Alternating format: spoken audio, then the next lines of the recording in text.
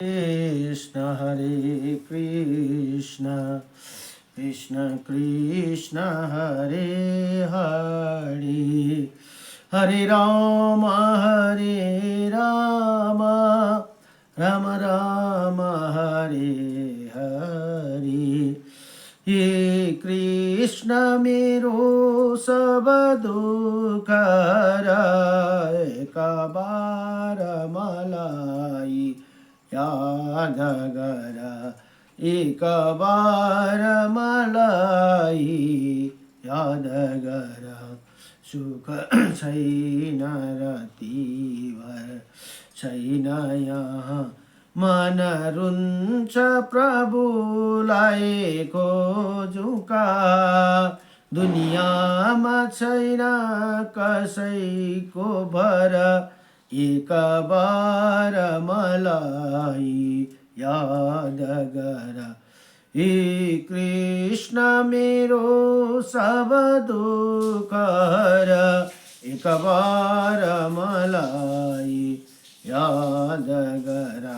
संसार बन्यो कति कारणले, किन मलाई छली प्रभु लुक्नु भयो, किन मलाई छली प्रभु लुक्नु भयो।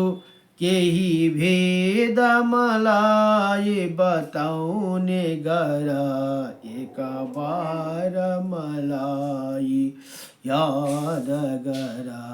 हे कृष्ण मेरो सब दुख हर, एक बार मलाई याद गर।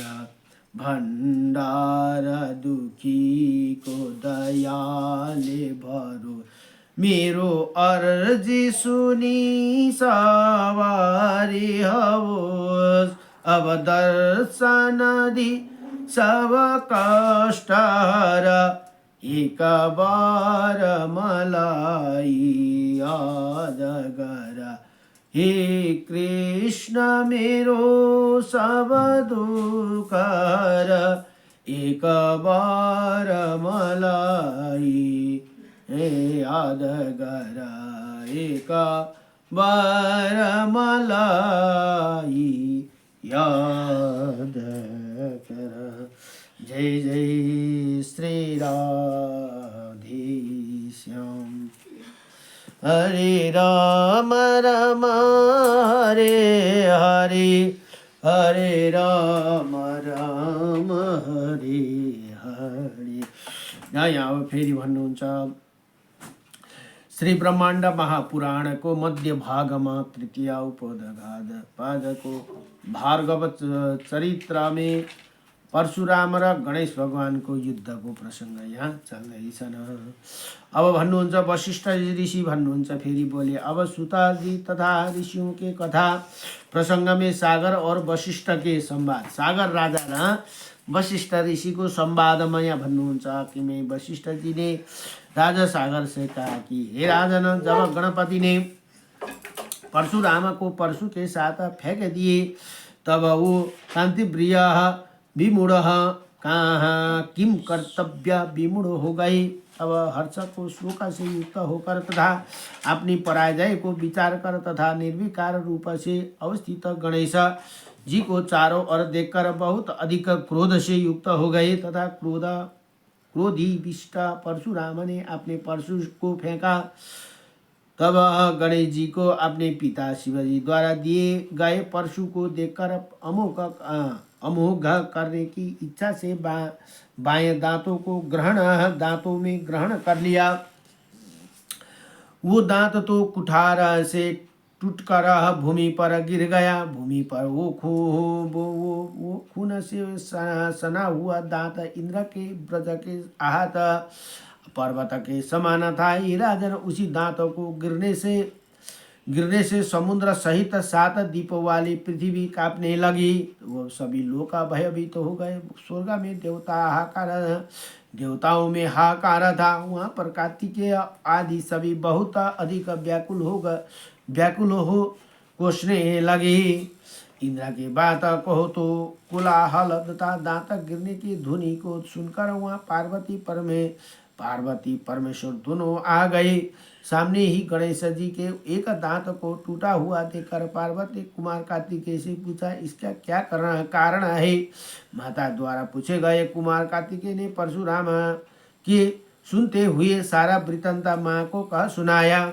उसी संसार की जननी दाता गिरने की सारी कहानी सुनकर उसी संसार की जननी पार्वती ने प्राण नायक शंकर जी से कहा है। पार्वती ने कहा, हे शंभु, ये भार्गव परशुराम आपका पुत्र तुल्य शिष्य हो गया था कि विभो इसे अपने परम तेज प्राप्त कर तीनों लोक में जीत लिया था। युद्ध में ऊर्जा प्राप्त कांति प्रिय अर्जुन को जीत लिया तथा अपनी कार्य सिद्धि कर अपने को ये दक्षिणा दी कि तुम्हारे पुत्र को दांत को कुठार से गिरा दिया। इसी ही आपका उपकार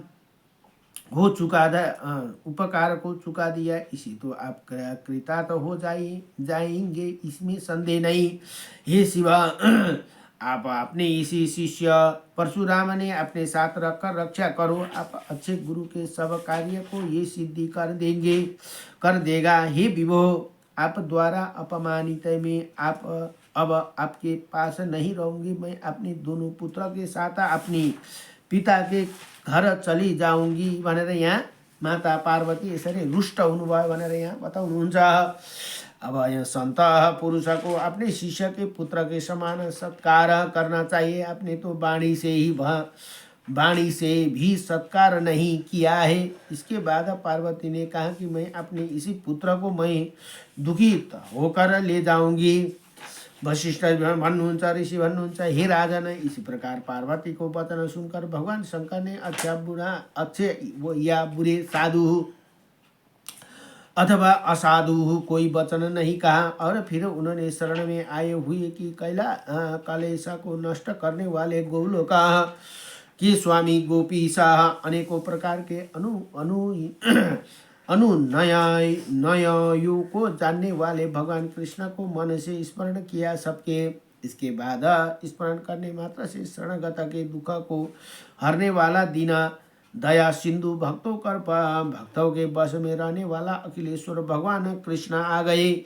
वो मेघा के समान श्याम और विशाल बड़ा बदन से युक्त थे। रत्न जटिल बाजूबंद और हार पहने हुए थे, चमकते हुए वस्त्र पहने हुए थे और कानों में मकर के समान कुंडल पहने हुए थे। मणियों से युक्त मोर पंख मुकुट धारण किए हुए थे। कुछ मुस्कुराते हुए गोपीनाथ कथित सुंदर यश वाले कौस्तुभ मणि जिनके पक्ष स्थूल पर चमक रही थी, वो राधा के साथ श्रीमान और श्री कांति युक्त किसी से भी न पराजित होने वाले सबके तेज को छिपाए हुए अपने रुचि से ज्ञान के सागर थे। इनके बाद इन्हीं भगवान आए हुए देखकर प्रसन्न चित्त शिव ने प्रणाम कर यथा विधि उनका पूजन किया। फिर राधा के सहित उनके अपने घर में प्रवेश कराकर रम्य रत्न और सिंहासन पर पत्नी सहित बैठाया। इसके बाद वहाँ पार्वती देवी अपने पुत्र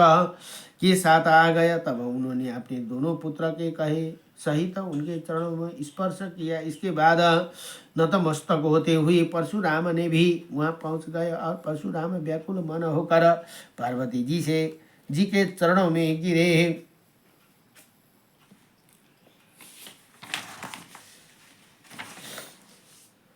गिर पड़े। तब जब पार्वती ने उन पैरों में गिरे हुए परशुराम को अभिनंदन किया, तब जगन्नाथ भगवान कृष्ण ने पार्वती को प्रसन्न करती हुई वाणी से कहा कि श्री कृष्ण भन्नुहुन्छ, हे पर्वत पुत्री, हे नंदित मुख वाली पार्वती, अपने कर कमलों के समर्पित मस्तक को अपने गोद में उठा लो। हे संसार रूपी सागर के भय को हरने वाली, शंभु के साथ विहार करने वाली, नरक में जाने पर पापों को नष्ट करने वाली, अपने चरणों में गिरे हुए इसी अपराधी को वर प्रदान करो। हे देवी, हे महाभागे, हे मेरे वेदोक्ता वचन को सुनो, जिसे को सुनकर तुम अवश्य हर्षित हो जाओगी। इसमें कोई संदेह नहीं। ये विनायक गणेश तुम्हारी पुत्र महानोमय महान है, जिसे काम क्रोध उद्वेग और भय कभी भी प्रवेश नहीं करता। ये वेदों स्मृति पुराणों और संहिताओं के भाविनी हिमात्मा पुरुष को बहुत अच्छा पुण्य करने वाली के नाम उपदिष्ट किए गए, जिनके नाम उपदिष्ट किए गए उस समस्त पापों को नाश करने वाले नाम मैं बताऊंगा। ये कामदेव को जीतने वाले शिवाजी के ये गण जो अनेकों रूप वाले और महाबलशाली उन सब को स्वामी ही तो ये गणेश जी है, तथा इसीलिए गणों की ईश होने के कारण उन्हें गणेश कहा गया भनेर यहाँ बताउनु भयो। अब भूतकाल भविष्य काल और वर्तमान काल ये तीन तथा जितने भी अखिल ब्रह्मांड है उन्हें सबको लंबोदर गणेश जी से लंबोदर गणेश जी है, जो ये गणेश को देव योग से कटे हुए सिरा वाले होते हुए भी पुनः गज के सिरा को जोड़ने के कारण हे देवी गजानन कहा गए हे।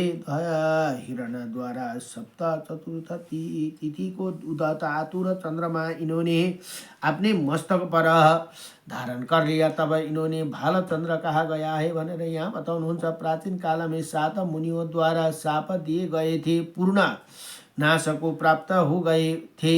उसी समय अग्नि देवता बहुत दीपित हो गए थे, जिसके कारण वो सुरपा कर्ण का सुप के सम्मान कान वाले हो गए। प्राचीन काल में देवासुर संग्राम में स्वर्ग में देवों द्वारा पूजित होने के कारण इन्होंने उनके विघ्नों का निवारण कर दिया, इसलिए ये विघ्न नाशक विघ्न विनायक कहा गए भनेर यहाँ बताउँछ। हे देवी आज परशुराम ने इनका एक दांत गिरा दिया, अतः अब ये एक दंत कहा जाएगी।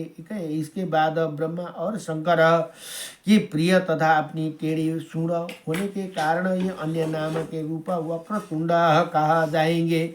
वो अर्थात उनकी टेढ़ी सूंड के कारण प्रेम में ब्रह्मा जी तथा शंकर जैसे है जी का इनका नाम वक्रतुंड रख लेंगे भनेर यहाँ बताउनु। इसी प्रकार हे पार्वती भनेर यहाँ भगवान कृष्णले पार्वती मातालाई सम्झाउनुहुन्छ।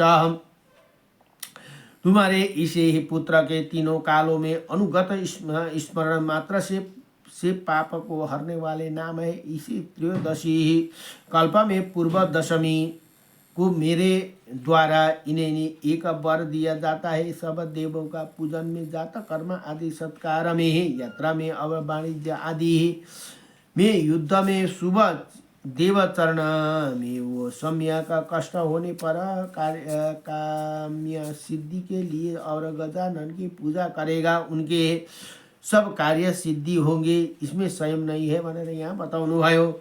अब वशिष्ठ जी भन्नुहुन्छ यहाँ सागर राजालाई, हे राजन इसी प्रकार सुमहात्मा कृष्ण ने को वचन सुनकर संसार की स्वामिनी सुभाना पार्वती आश्चर्यचकित हो गई। तब पार्वती ने शिवा के पास में कोई उत्तर नहीं दिया। तब शिव रूप सनातनी देवी पार्वती से राधा बोली। हे राधा ने कहा कि हे प्रकृति और पुरुष दोनों परस्पर में एक दूसरे पर आश्रित शरीर वाले और ये दोनों इसी प्रपंच में भिन्न भिन्न दिखाई देते हैं। तुम और मैं तथा हम दोनों ही ये देवी को भेद नहीं है, तथा तुम विष्णु हो और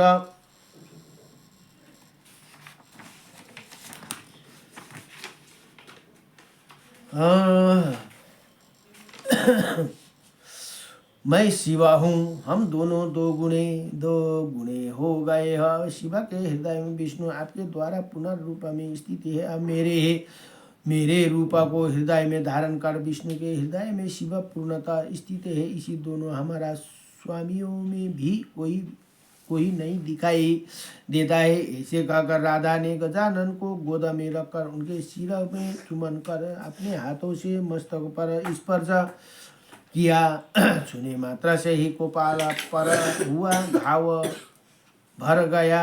इसके बाद राधा के द्वारा अनुनय की कई पार्वती बहुत प्रसन्न हो गई। तब पैरों पर पड़े हुए परशुराम को अपने हाथों से उठाकर अनेकों मस्तक और चुमकर प्रसन्न पार्वती ने अनेकों गोदी में बैठा लिया। तब इसी प्रकार उन दोनों परशुराम और गणेश का सत्कार देखकर कृष्ण ने कार्तिकेय और को पकड़कर प्रेम से अपनी गोद में बैठा लिया।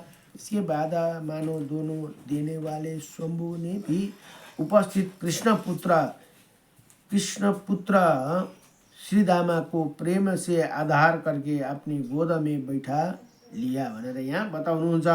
इसी प्रकार श्री ब्रह्माण्ड महापुराणको वायु प्रोक्त मध्य भागमा तृतीय उपदगाध पादको 42 अध्यायमा त भार्गव चरित्र में परशुराम गणेश युद्ध का वर्णन भनेर यहाँ बताउनुहुन्छ। नमो भगवते वासुदेवाय कृष्णाय वासुदेवाय।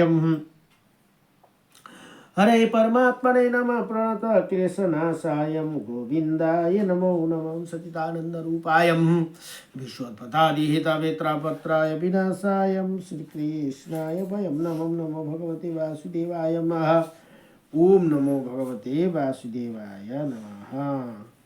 हरि ओम।